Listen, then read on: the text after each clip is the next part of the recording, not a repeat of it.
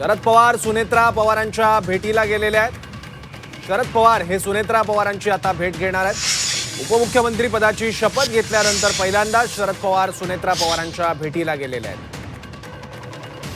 शरद पवार आता सुनेत्रा पवार यांची भेट घेण्यासाठी पोहोचलेले आहेत। सहयोग सोसायटीमध्ये शरद पवार दाखल झालेले आहेत, जिथे आता सुनेत्रा पवार आहेत आणि शरद पवार सुनेत्रा पवार यांची भेट घेऊन नेमकं काय बोलतात हे बघावं लागेल, कारण आज सकाळी पत्रकार परिषद घेतली होती शरद पवारांनी आणि त्यावर देवेंद्र फडणवीसांवर टीका केली होती।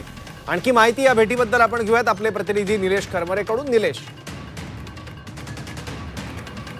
खरंच आपण जर बघितलं ह्या दुःखद घटनेनंतर आता पवार कुटुंब जे आहे ते आता पहिल्यांदाच एकत्र आलेलं आपल्याला पाहायला मिळतात।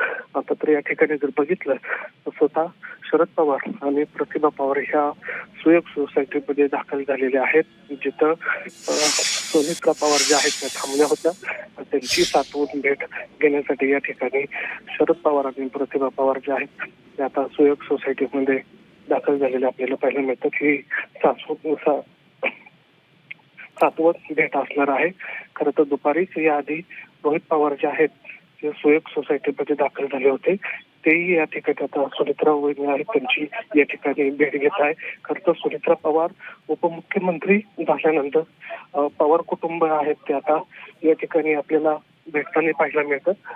या भेटीमध्ये काही महत्वाच्या चर्चा होण्याची शक्यता या ठिकाणी वर्तवली जात आहे। अर्थात जरी 7वी भेट जरी असली तरी कुटुंबामध्ये काही दुरावा झाला आहे का, त्यानंतर ते पवार कुटुंब आहे ते एकत्र आलेलं आपल्याला पाहायला मिळतात। सकाळी सुद्धा पार्थ पवार असेल किंवा जय पवार असतील यांनी शरद पवारांची भेट घेतली होती। आता थेट सुयोग सोसायटीमध्ये शरद पवार हे सुनेत्रा पवारांना भेटायला दाखल झालेले आहेत।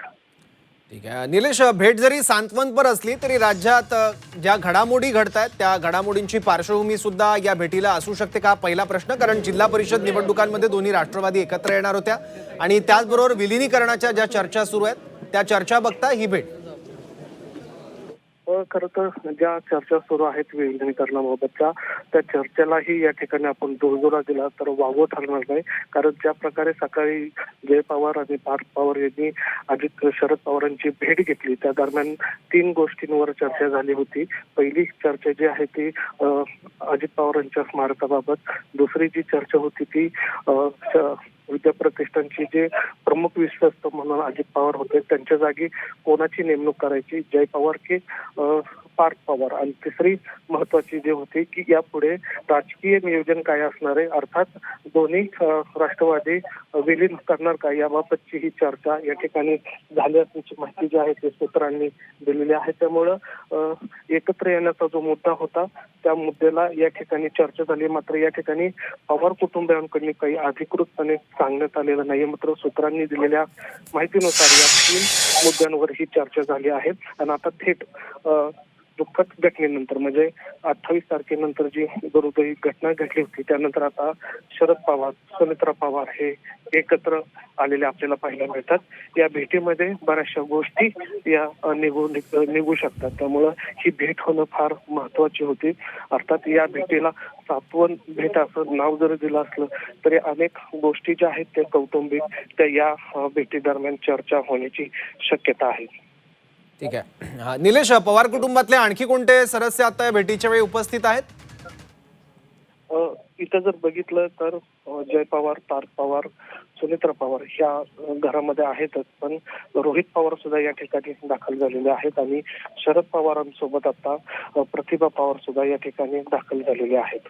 त्यामुळे आता हा कौटुंबिक भेट अशी या ठिकाणी म्हणता येईल। खरं तर सकाळीच अजित पवार यांची जी बहीण आहे पाटील त्या सुद्धा या ठिकाणी दाखल झालेल्या आहेत। त्यामुळे आता पवार कुटुंबातले बहीण भाऊ असतील, काका पुतणे असतील किंवा हे भावंड हे एकत्र असल्याचं या ठिकाणी आपल्याला पाहायला मिळतात। त्याचबरोबर अनेक बारामतीकर जे आहेत ते सुद्धा मोठ्या संख्येने या ठिकाणी सुनेत्रा पवार यांना भेटीसाठी दाखल झालेले आपल्याला पाहायला मिळतात। मात्र आत्ताच्या घडीची महत्वाची बातमी म्हणजे सुनेत्रा पवार आणि शरद पवार हे आता या ठिकाणी यांची भेट होत असल्याचं आपल्याला पाहायला मिळतं।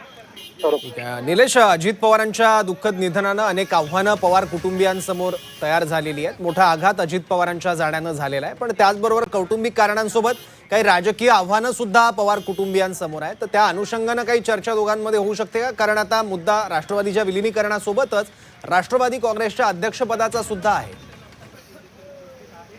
शक्यता नाकारता येत नाहीये, कारण जर बघितलं तर दुःखद घटनेनंतर पवार कुटुंब 3 दिवसांनी हे थोडंसं दुरावलेलं आपल्याला पाहायला मिळत होतं. ज्या प्रकारे सुनेत्रा पवार यांनी शपथ घेतली त्या दरम्यान शरद पवार हे थोडेसे नाराज असल्याचं पाहायला मिळत होतं. तर दुसरीकडे सुप्रिया सुळे ज्या आहेत त्या दिल्लीला निघून गेल्या होत्या. मात्र या दरम्यानच्या काळामध्ये फक्त सुनेत्रा पवार, जय पवार, पार्थ पवार हेच कुटुंब एकत्र होतं. मात्र आज जर बघितलं तर पवार कुटुंबातील अनेक सदस्य जे आहेत ते आता सुयोग सोसायटीमध्ये दाखल झालेले आहेत. विशेष करून याच्यामध्ये रोहित पवार सुद्धा आहेत, प्रतिभा पवार सुद्धा आहेत आणि अजित पवार यांची बहीण सुद्धा या ठिकाणी दाखल झालेली आहे. त्यामुळे आत्ताची ही सातवन भेट ही कौटुंबिक सातवन भेट असल्याचं म्हणलं तरी म्हणता येईल. त्यामुळे या भेटीमध्ये अनेक गोष्टी आहेत त्या चर्चेला येण्याची शक्यता आहे. खरं तर अपघात झाल्यानंतर थेट कोणाशी संपर्क झाला नव्हता, जे राजकीय गोष्टी होती ते बोलणं झालं नव्हतं. त्यामुळे या भेटीनंतर काही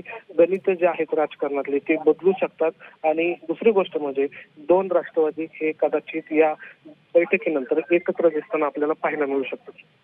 ठीक आहे निलेश, धन्यवाद या माहितीबद्दल.